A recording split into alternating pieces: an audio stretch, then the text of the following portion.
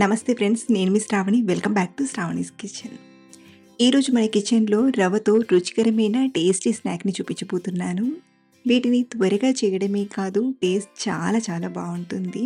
అలాగే వీటిని మనం పిల్లలకి స్నాక్ బాక్స్లోకైనా, లేదా ఈవినింగ్ స్నాక్స్లోకైనా, లేదా టైంపాస్గా మంచి టేస్టీగా ఏదైనా తినాలనిపించినా వీటిని ఓసారి ఇలా ట్రై చేసి చూడండి. చాలా బాగా ఎంజాయ్ చేస్తారు.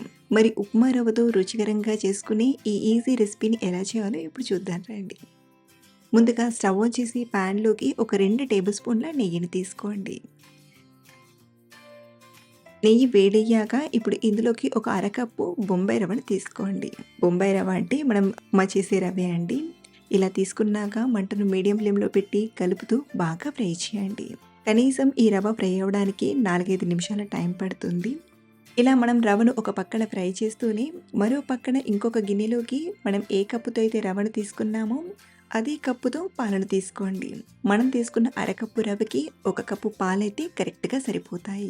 ఇలా ఒక పక్కన పాలను వేడి చేయడానికి పెట్టి ఒక 2 అరటి పండ్లను తీసుకోండి.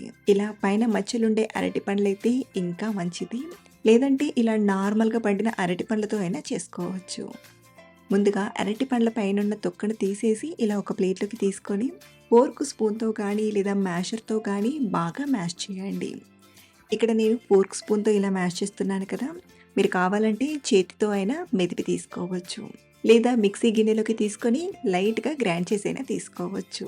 మొత్తానికి అరటిపండు గుజ్జు అనేది ఇలా సాఫ్ట్గా వస్తే సరిపోతుంది. ఇప్పుడు ఈ అరటిపండు గుజ్జును పక్కనుంచుకొని మరో పక్కన చూడండి, రవ్వ కూడా బాగా ఫ్రై అయింది కదా, లైట్గా కలర్ కూడా మారుతుందండి. ఇప్పుడు ఈ రవ్వను ఈ ప్యాన్లోనే ఒక పక్కన ఇలా తీసుకోండి. మళ్ళీ ఒక టేబుల్ స్పూన్ నెయ్యిని ఇలా ప్యాన్ మధ్యలోకి తీసుకోండి. అలాగే మనం చేసి ఈ బైట్స్ అనేవి కొంచెం మంచి కలర్ఫుల్గా రావడానికి ఇందులోకి ఒక చిటికెడంతా పసుపుని తీసుకుంటున్నాను. పసుపు అనేది కొంచెం కలర్ఫుల్గా కనబడడానికి మాత్రమే తీసుకుంటున్నాను. మీరు కావాలంటే పసుపుని స్కిప్ చేసైనా చేయొచ్చు. ఇలా పసుపుని తీసుకొని కలిపాక మనం మ్యాష్ చేసి పెట్టిన అరటిపండు గుజ్జుని తీసుకొని 1 నిమిషం పాటు ఫ్రై చేయండి.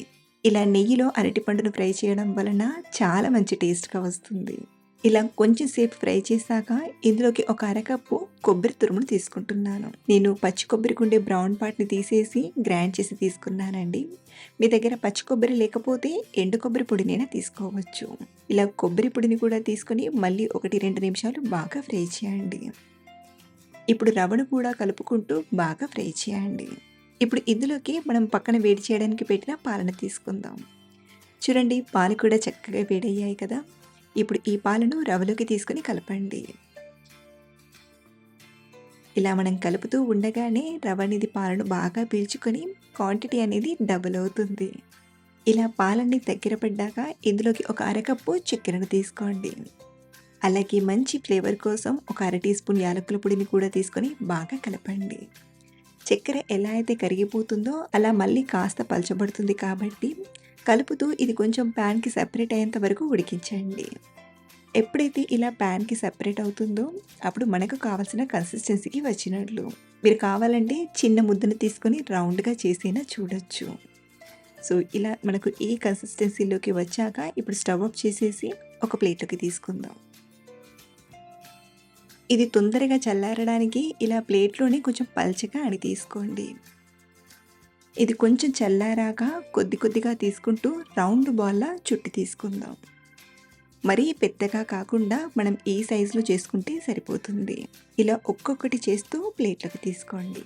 ఇలా మనం తయారు చేసిన పిండి మొత్తం రౌండ్ ముద్దల్లా చేశాక ఇందాక మనం ఉడికించిన ప్యాన్ని తీసుకొని బాగా వేడి చేయండి. ప్యాన్ ఒకసారి వేడయ్యాక మనం తయారు చేసిన బాల్స్ని తీసుకుంటున్నాను. ఇక్కడ నేను నాన్ స్టిక్ ప్యాన్ని వాడుతున్నాను కాబట్టి డైరెక్ట్గా తీసుకుంటున్నాను. అదే మీరు నాన్ స్టిక్ ప్యాన్ కాకుండా వేరే ప్యాన్ వాడుతున్నట్లయితే వేయనట్టుగా కొంచెం నెయ్యిని వేసి బాల్స్ని తీసుకోండి. ఇప్పుడు ఈ ప్యాన్ని లైట్గా ఇలా తిప్పుతూ బాగా ఫ్రై చేసుకుందాం. మంటను మీడియం టు లో ఫ్లేమ్ మధ్యలో పెట్టి ఇలా ఒక 3-4 నిమిషాలు ఫ్రై చేసామంటే ఈ బాల్స్ పైన లేయర్ అనేది కొంచెం క్రిస్పీగా వస్తుంది. ఇలా మధ్య మధ్యలో తిప్పుతూ ఈవెన్గా ఫ్రై చేయండి. మీకు ఈ బాల్స్ పైన క్రిస్పీనెస్ అనేది ఇంకాస్త ఎక్కువగా ఉండాలంటే ఇంకొంచెం ఎక్కువ టైం ఇలా తిప్పుతూ ఫ్రై చేసుకుంటే సరిపోతుంది. ఇక్కడ నేను వెంటనే వేడివేడిగా తినడానికి ఒక 3-4 నిమిషాలు ఇలా తిప్పుతూ ఫ్రై చేశాను. పైన కొంచెం గోల్డెన్ షేడ్ వచ్చాక స్టవ్ ఆఫ్ చేసేసి సర్వ్ చేసుకోవడమే. మంచి రుచిగా మైల్డ్ స్వీట్‌నెస్‌తో చాలా చాలా బావుంటాయి. బనానా, కొబ్బరి ఫ్లేవర్ తెలుస్తూ ఎవ్వరైనా ఇష్టంగా తినేస్తారు. మీరు కూడా ఒక్కసారైనా ఈ రెసిపీని ఇంట్లో ఇలా ట్రై చేసి చూడండి. డెఫినెట్‌గా లైక్ చేస్తారు. అలాగే మీరు ట్రై చేశాక మీకెలా కుదిరాయో కింద కామెంట్‌లో షేర్ చేయడం మర్చిపోవద్దు. మరిన్ని ఇలాంటి సింపుల్ అండ్ టేస్టీ రెసిపీస్ కోసం మన ఛానల్‌ని ఫాలో అవ్వండి. Thanks for watching.